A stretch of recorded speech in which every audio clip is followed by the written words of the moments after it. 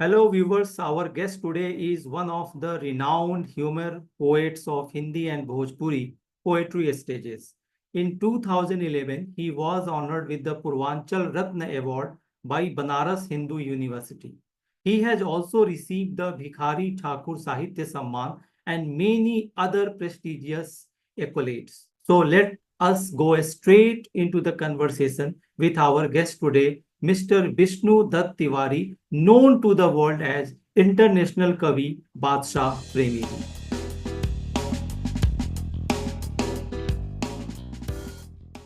Sir नमस्ते, कैसे हैं आप? ठीक ठाक है, बढ़िया है। सर सबसे पहले तो आप ये बताइए कि आपका जो एक्चुअल नाम था, पहले कागजी नाम विष्णु दत्त तिवारी, और जी। आप बन गए इंटरनेशनल कवि बादशाह प्रेमी। तो ये जो आपका जर्नी है उस समय से लेकर के अब तक, ये कैसा रहा आपके लिए? आप इसे कैसे देखते हैं? पहले तो ये बता दें कि जो हमारा कागजाती नाम है इससे हमारे गांव के लोग भी कम परिचित हैं, क्योंकि बचपन से ही मुझे लोग बादशाह कहने लगे। और कविता की दुनिया में आए तो एक महामनीषी के द्वारा प्रेमी नाम दे दिया गया, तो ये बादशाह प्रेमी ही मेरे नाम से चिपक गया, और बाकी तो सबके जितना कुछ था सब हमारे दाएं बाएं हो गया। और सफर तो हमने जिस तरह से तय किया है आपको बता दूं, अभी तो ये मैं अपने साधना कक्ष में मैं बैठा हूं, नहीं तो बाहर का आप दृश्य देखेंगे तो लगेगा आपको कि बांसों के जंगल में मैं निवास करता हूं। बांसों का भयंकर जंगल हमारे यहाँ है, और यहीं रह करके बांसुरी बजाना, ढोलक नाल झाल बजाना, गाना, और अपने आनंद में अपने जीते रहे। और 30 40 44 वर्षों तक संघर्ष करके इस मकाम पर मैं पहुंचा हूँ। बहुत खूब। सर आपकी एक बहुत खास बात है कि आप बहुत जमीनी लेवल की बातों को उठाते हैं और बहुत कॉमन मैन के लैंग्वेज में आप लोगों को समझाते हैं, जो लोगों को पसंद आता है। आपका एक जी। वीडियो भी बहुत वायरल हुआ था, सबने देखा था, जिसमें आपने हिंदी का एक वर्ड है गर्दन, आपने हाँ। उसके अनेक मीनिंग्स भोजपुरी में बताए थे। तो वो जी जी। आपने क्या कोई रिसर्च किया था या बस हो गया था? क्या है कि हम जब देखे कि भोजपुरी को लोग कुछ ऐसे निम्न स्तरीय गाने लिखे जा रहे हैं, कुछ ऐसी अश्लीलता परोसी जा रही है, तो मुख्यतः मैं बताऊं आपको, पहले शुरुआती दौर मेरा गीतों से हुआ। गीत ही मैं लिखता था, लेकिन भोजपुरी में चूंकि शब्द भंडार अपने पास थे ही, और साथ साथ हमने कुछ नए प्रयोग किए कि लोगों का रुझान इसके तरफ बढ़े, तो भोजपुरी में कुछ हास्य व्यंग्य की कविताएं हमने करनी शुरू कर दी। और उसमें हम तमाम ऐसी खोजी चीजें हैं जिसको हमने ढूंढ ढूंढ के निकाला कि भोजपुरी आखिर इतना महत्वपूर्ण होते हुए भी लोग बोलने से संकोच करते हैं, और इसके प्रति बड़ी हेय दृष्टि से लोग देखते हैं। तो कुछ तथाकथित गायकों ने, कुछ तथाकथित कवियों ने, दोनों ने इसको अपभ्रंश किया। हम कुछ अनूठे चीजों को ढूंढ ढूंढ कर लाके पब्लिक के सामने किए, जो लोग पसंद किए, आज सब लोगों से आशीर्वाद मिलता है सबका। सर क्या आप आज दोबारा से बताना पसंद करेंगे जो आपने गर्दन की परिभाषा अनेक जी जी, शब्दों की? बिल्कुल बिल्कुल सर। यह कहा जाता है, देखिए ये सर है और ये शरीर है, ये बीच वाली कड़ी जो हम देखते हैं, ये मात्र 2 इंच है, लेकिन भोजपुरी में हम इसे 14 नामों से जानते हैं। जैसा कि अंग्रेजी में नेक कहेंगे अगर ये है, तो बाकी भोजपुरी भाषी जो लोग हैं उसको बोलते हैं मऊर, मलपट, टेडुआ, गर्दन, गला, गौर, पपेला, कंठ, नरेटी, नटई, गटई, घाटी, घेट, गगेला। ये 14 नाम से हम लोग जानते हैं इसको। अगर दर्द हो रहा हो तो अंग्रेजी का विद्वान कहता है, बड़ा कहता है पेन हो रहा है। हम भोजपुरी भाषी लोग कहते हैं इसको गड़ता, बोथता, चनकता, टपकता, छेदता, बेधता, करकता, अंगरता, झिझिनाता, दुखाता, परपराता, भभाता, विवरता, ये सब भोजपुरी में कहा जाता है। तो इसको हमने खोजा और निकाला कि हाँ ये सत्य है, तो भाई लोगों के सामने परोसना भी जरूरी है।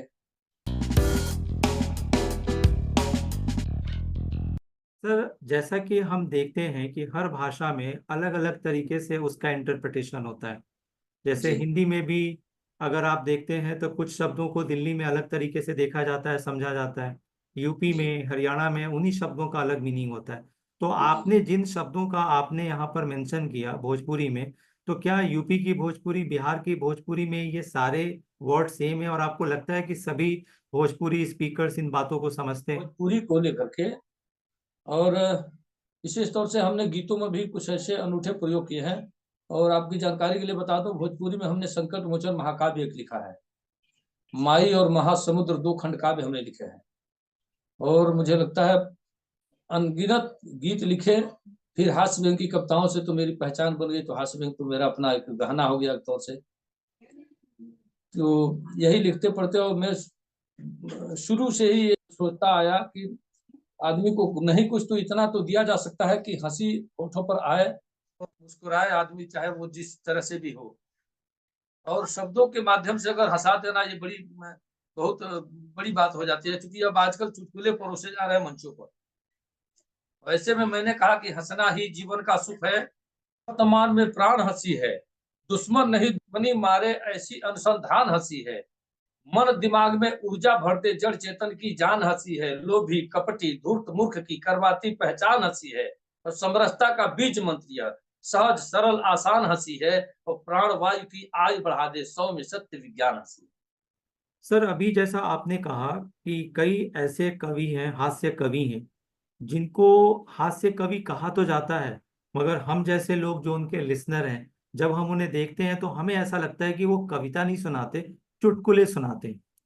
लेकिन जी जी आजकल जो बिल्कुल। सेटिंग और गेटिंग का वर्ल्ड है, उन लोगों को भी अवार्ड और सम अदर थिंग्स उनको दे करके हास्य कवि का एक तमगा दे दिया जाता है। तो जी ऐसे जी में बिल्कुल। आप जैसे जो ओरिजिनल हास्य कवि हैं, तो आप लोगों को पेन नहीं होता, प्रॉब्लम नहीं होती इससे? आप लोग इनको बायकॉट नहीं करते? ये मामला यह है कि आजकल अब किसी के विषय में चमचागिरी करके तलवा चाट करके आदमी चाहे तो आसमान पर पहुंच जाए। लेकिन इससे कुछ मुझे डॉक्टर रामतरस मिश्र जी की वो पंक्तियां याद आती हैं, जिसमें उन्होंने कहा कि बनाया मैं सपनों का घर धीरे धीरे, खुले मेरे ख्वाबों के पर धीरे धीरे, जहां लोग पहुंचे छलांगे लगाकर वहीं मैं भी पहुंचा मगर धीरे धीरे। तो हम ये प्रयास करते हैं कि हमारे जीते जी तो कम से कम ये अगर संभव नहीं भी होगा, तो मेरे नहीं रहने पे मेरे साहित्य को दुनिया देखेगी और उसका मूल्यांकन तब होगा, इतना तो धैर्य है। लेकिन जो चुटकुलेबाजी लोग कर रहे हैं, आज कर रहे हैं, कल वो समाप्त हो जाएंगे वो। क्योंकि बुलंदी पर पहुंचना मुश्किल नहीं है, बुलंदी पे जाकर ठहर जाना मुश्किल है। अब हमारा प्रयास है कि बुलंदी पे जाकर ठहरना, ना कि हम गए और खद्योत के जैसे जले और बुझे, ऐसा नहीं कुछ होना है। इसलिए हम कुछ साहित्य सृजन करते हैं और चाहते हैं कि लोगों के दिलों तक आसानी से पहुंचा जा सके और विशुद्धता के साथ। हमारी कविताएं हैं सर, आप देखिएगा, मुझे लगता है कि 2-2,500 वीडियो मेरे होंगे, लेकिन हमने सारे वीडियो में यही चीज लिख रखा कि जहाँ एक साथ बाप बेटी भाई बहन सारे लोग बैठ के सुन सके, सबको आनंद आए। इस तरह की बातें परोसने की हमने कोशिश की है, चाहे वो किसी प्रकार की कोई भी कविता हो। कुछ रोमांटिक चीजें, कुछ ऐसे श्रृंगारिक चीजें भी अगर हमने कही है, तो कुछ सलीके से हमने कहा है, एक अलग ढंग से कहा है, एक अलग तरीके से कहा है। आपने तो सलीके से कहा है, लेकिन आप जैसे ही कई गीतकार कवि ऐसे हैं जो भोजपुरी भाषा को कहीं ना कहीं, उनके जो शब्द हैं, वर्ड्स हैं, वो पॉल्यूट कर रहे हैं, उनको डिफेम जी कर जी रहे हैं। तो सर, कभी आप जी उनको जी। समझाते नहीं? क्या समझाया जाए, मामला यह है कि हम एक समझा दें, उनको समझा दें। अब जो लोग सुन रहे हैं, जो उनको सपोर्ट कर रहे हैं, जो उनको उनकी सहायता कर रहे हैं, उनको कैसे समझाया जाए। मैंने एक कविता में कहा था, शायद आप भोजपुरी अगर समझते हो तो सुन लीजिए। मैंने कहा कि बाभन ठाकुर ना खैते तब महंगा मांस बिकाई तना, चिमनी हट जाता न लो पी पी के ढिमलाई तना, कथा सुन के सरग मिले तो नरके केहू जाई तना, नीच कुकर्मी मर जेते तब कथा बवाल सुनाई तना, कुचरा चुगला ना रहते तो सुनल बात भभाइत ना, मित मतलबी ना रहते तो धोखा केहू खाइत ना, सोखा ओझा मर जेते तो बरम भूत पुजाइत ना, जनता ना सुने तो केहू बीत भड़ैती गाइत ना। यानी कि हम जनता, अगर पब्लिक नहीं सुने, तो ये जितनी भी भड़ैती गीत लोग परोस रहे हैं, गा रहे हैं, ये लोग नहीं गाते। तो कहीं ना कहीं से हमारा सपोर्ट मिल रहा है उनको, वो आगे बढ़ रहे हैं, उनका हौसला बढ़ रहा है, इस तरह के और भी चीजें परोस रहे हैं लोगों के बीच में। लोगों को भी तो चाहिए कि इससे थोड़ा परहेज करें। शादी विवाह हो रहा हो या कोई भी फंक्शन हो रहा हो, तो ऐसे ऐसे लोगों का चुनाव किया जाता है। आपने कहीं देखा कि शादी विवाह में कोई साहित्य की महफिल सजी हो? ऐसा नहीं होता है। साहित्यकार उपेक्षित रहते हैं, लेकिन वो जो भक्ति गाने वाले लोग हैं, इनको हाथों हाथ उठाए रहते हैं लोग। मामला यहाँ है ना। सर, पहले भी कई भोजपुरी नोटेबल पर्सनालिटीज से हमें बात करने का मौका मिला, और उन लोगों ने यही बोला, जैसा कि आप बता रहे हैं, कि पब्लिक कहीं ना कहीं रिस्पॉन्सिबल है। पर पब्लिक जी के व्यू बिल्कुल। से आप देखें तो पब्लिक कहती है कि भाई हमारे पास जो ऑप्शंस आएगा, हम टीवी ऑन करते हैं, मोबाइल पर जाते हैं, तो भोजपुरी के ऐसे ही गाने, शब्द हमारे पास उसकी भरमार होती है। तो आपको कैसे लगता है, अब आपके आपकी जो कविताएं हैं, आपके जो शब्द हैं, उसमें तो ऐसा कुछ नहीं दिखता, लेकिन उनकी संख्या इस तरीके के डबल मीनिंग की संख्या के कंपैरिजन में कम लगता है। लेकिन ये कुछ कुछ मतलब अपने को लगता है, मन में कुछ ऐसा लगता है कि हम कुछ साहित्यकारों ने, कुछ अच्छे लोगों ने इसमें बहुत अच्छी अच्छी साहित्य लिखे गए हैं, अच्छे अच्छे गीत लिखे जा रहे हैं, अच्छे गायक भी इस क्षेत्र में उतर के आए हैं जिन्होंने कभी अश्लीलता को हाथ नहीं लगाया। आप मदन राय, गोपाल राय, भरत शर्मा जी व्यास, इन लोगों को देखिए, इधर हमारे तरफ अंटू भोजपुरिया जी हैं, ये सब तमाम कुछ ऐसे गायक हैं जो बढ़िया अच्छे ढंग से परोसते हैं, अच्छा पसंद करते हैं, और उनको भी लोग इस समय पसंद करते हैं। तो एक तौर से कहा जाए, जब से शिक्षित समाज हो गया, सारे लोगों के अंदर ये बात बैठी कि हमारी माताएं बहनें जो एक साथ बैठी होती हैं, उनके सामने ऐसे ऐसे अश्लील गीत अगर परोसे रहा तो उसका दुष्परिणाम क्या होगा, हमारे बच्चे आगे आने वाले भविष्य जो है उनके लिए क्या होगा। तो कुछ आपको लग रहा है कि एक हद तक बदलाव का एक चल रहा है, और ऊपर वाली कृपा होगी तो ये चलेगा ही चलेगा। आपने शिक्षित समाज की बात कही। इस शिक्षित समाज में इंग्लिश का वर्चस्व बढ़ता जा रहा है। ऐसा जी रिपोर्ट है कि बहुत सारी जो रीजनल लैंग्वेजेस हैं वो या तो एलिमिनेट हो गई या खत्म होने के कगार पर हैं। खुद जी हम आसपास देखते हैं, हमारे आसपास ऐसे बहुत सारे भोजपुरी भाषी जो फैमिलीज हैं, उनके बच्चे जी भोजपुरी नहीं बोलते, हिंदी कम, जी जी इंग्लिश बिल्कुल। ज्यादा बोलते हैं। तो जी आपकी जो बिल्कुल। कविताएं हैं हिंदी में, भोजपुरी में, तो कभी ऐसा हुआ कि आपने भोजपुरी में तो बहुत अच्छा सुनाया, हिंदी में बहुत अच्छा सुनाया, लेकिन आपके खुद के भोजपुरी स्पीकर्स या हिंदी स्पीकर्स उसको समझ नहीं पाए हो और तब आपको अच्छा नहीं लगा हो? देखिए सच्चाई ये है, ये दुर्भाग्यपूर्ण है, हमारी भोजपुरी संस्कृति, हमारी भोजपुरी सभ्यता जो है, मुझको लगता है सिरमौर है। हमारे भोजपुरी में जितना आदर सूचक शब्द हैं, जितने सम्मान के साथ हम एक दूसरे को बुलाते हैं, जितना हम आदर देते हैं अपने तरीके से, वो किसी भाषा में नहीं है। और कम ज्यादा आपको बता दें, हिंदी को लोग बोलते हैं, तमाम विद्वान लोग बोलते हैं, तो उसमें कहीं ना भोजपुरी भाषी क्षेत्र से तो एक आध शब्द भोजपुरी के आ ही जाएंगे, श्योर आ जाएंगे, चाहे कितना भी बढ़िया कोई हिंदी बोले, ये भोजपुरी के शब्द ऐसे आ जाते हैं।